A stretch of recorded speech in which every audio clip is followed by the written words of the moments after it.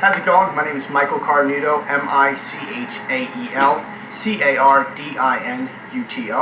And I'm Chris Vickers, Chris Vickers.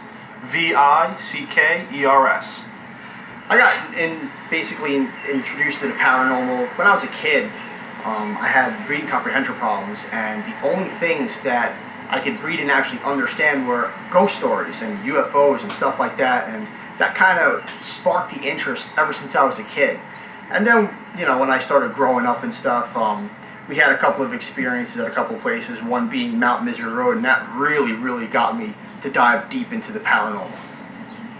When I was a kid, the house that I grew up in, I used to have dreams, and one night I saw like an apparition, like a full person, and it was saying something to me that I couldn't understand. And I told my mom, and she's like, you're just having dreams, this and that, you gotta stop watching some of the television shows. And then I was talking to my dad, and it actually found out that the person who was working on my house had a heart attack while working on the extension where my room is. He actually died right where my driveway was, where my room is sitting. So that's how I got into the field. One of the biggest places we investigate is Mount Misery Road. And just to let you know some of the history that goes along with Mount Misery Road is that a long time ago, the Indians, when they first settled there, they tried to grow crops and stuff, and a lot of it wouldn't grow. It was considered like dead land, so they thought that there was a curse on the land. So they actually got up and moved away from the area. Another one of the biggest legends along with Mount Misery Road is that it is said that there was a psych center or some kind of military secret ops hospital there, and one of the patients there actually escaped and burnt it down supposedly. They got really annoyed with that and it burnt down, and that's one of the claims. Another one is that if it was a psych center that was there, it mysteriously burnt down not once, not twice, but 3 times. They don't know why it burnt down and how it burnt down. A lot of people did die, and that's another one of the claims that happened at Mount Misery Road. Well, Mount Misery, when it was just a dirt road, the farmers and people trying to get through would have their horse-drawn carriages, and it was very strenuous on the horses. It's a windy road, it goes up and downhill. So that's how it got its name, because it was miserable for the horses. So it got its name, Mount Misery. There's a few different stories that happen along with Mount Misery. One of them is you'll be driving down the road and you'll get pulled over. You'll see flashing lights behind you. Cop pulls you over, asks you for your license or registration. When the cop turns around, the back of his head is blown out. That's one of the urban legends. Another one is there's a lady, Mary, who was she was supposedly driving with her boyfriend. They were in an argument, and either she had jumped out of the car or her boyfriend pushed her out, and the car behind him, which were his friends, actually ran her over and killed her. So they say that when you're driving down the road at night, you'll see a lady in white jump out into the street and try and get you to crash. One of the other stories that they have is you'll see children in like a period clothing, like Victorian outfits, and they'll be walking on the side of the road, and there's normally like 3 or 4 of them, and they'll be just walking down the side of the road and then go right into the woods and vanish. One of the crazy experiences that I have ever had at Mount Misery Road was the first time we're ever there. This is back in like September of 2006. First time going in there, we walk down there and we pull up, and it's like a dead end and there's a log. We cross over the log. We have a group of like 10 of us, and we're walking in, and I'm the last guy in line. And as we're walking down this creepy, dark path, I keep looking behind me because I feel like there's a presence that just keeps jumping across the pathway. It feels like it's like a black shadow almost. And we get deeper in until we get to this clearing, and it's got basically a road with like this red fire hydrant. And we started getting this static through the walkie-talkies. We all had walkies on us.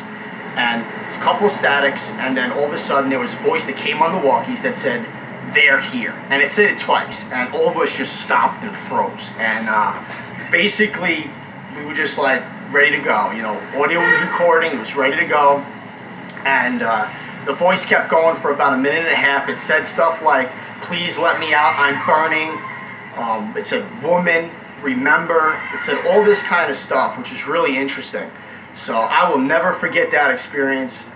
I love going back there. It's just awesome. It was the greatest thing ever. We had it all recorded on audio. Everything came through the walkies, and it was just awesome. And it was almost responsive to what we were asking.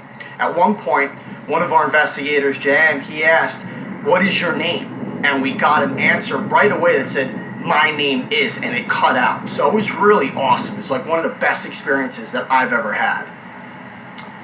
My experience at Mount Misery last year was beginning of the year. Me and Mike actually went out there to investigate. And it was probably around a little after midnight. And when you're walking down the trails, it's sometimes you'll get that feeling when you're in a location, you feel like you're being watched.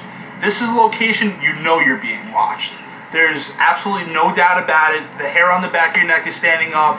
Your adrenaline's pumping. And, you know, you just can't help but to feel like there's someone staring at me, and it's just a matter of time. It's like they're playing like a waiting game, like to see how long it's going to take you to get freaked out. So we start walking in, and we get deep into the woods, and it's pitch black. We can't see our hands in front of our face, and we had a camera with us, a hard drive camera, and a bunch of different equipment. And we were using a K2 meter and also an electrosmog meter.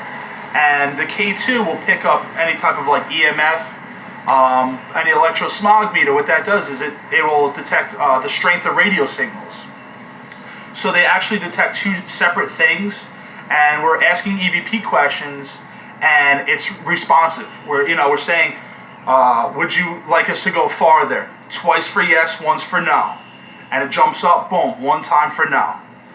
And I'm sitting there and I have the video camera on the equipment, and I'm like, did that just really jump up once? So we ask it again, same response.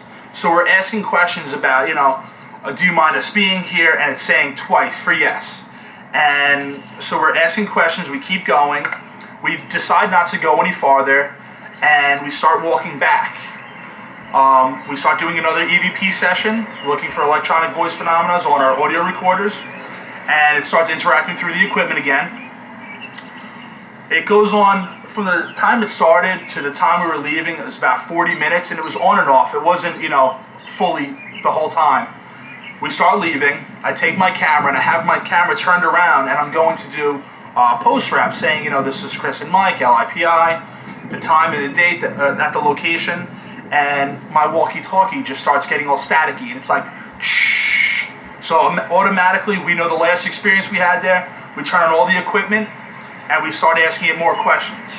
And we had asked it a question and said, "Listen, can you make both of these meters jump into the red?" It starts flickering at yellow. It drops back down, and Mike had stated, "You know what? I guess that's good enough." All of a sudden, both meters, boom, pin right to the red, and we couldn't believe it because they pick up two separate things, and it stays up in the red and then drops back down. And it was just really interesting because it's never happened on these two pieces of equipment before. Like I said, it detects two totally different things, and it was definitely responsive to our questions. So that's an experience that is always going to stay with me, and I'll never forget that one, because Mount Misery, it's as soon as you go there, you feel like that uneasy feeling. And once you keep walking, especially when it's at night and it's pitch black out, you have no control but to feel that you're being watched and someone's there waiting for you.